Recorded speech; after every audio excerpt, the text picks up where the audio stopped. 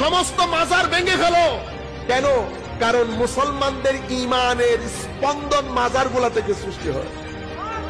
মুসলমানদের মহব্বতের জায়গা, মহব্বতের মধ্যে প্রাণ সঞ্চার হয় মাজারে পাক থেকে। কেন?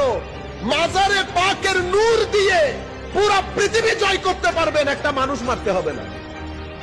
কিন্তু আপনি হোলি আর্টিজেনে মানুষ মারতে হয়, আপনি বোমা মারতে হয়।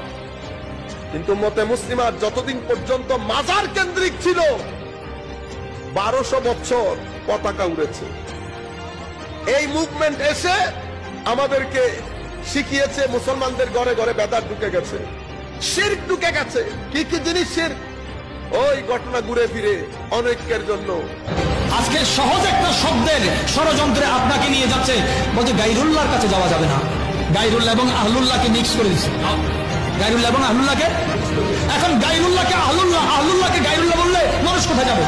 আপনি সহজ বাংলায় বুঝেন, আল্লাহওয়ালা আহলুল্লাহ, আল্লাহওয়ালা আর আল্লাহওয়ালার দুশমন যারা, এরা হচ্ছে গায়রুল্লাহ, এরা হচ্ছে গায়রুল্লাহ।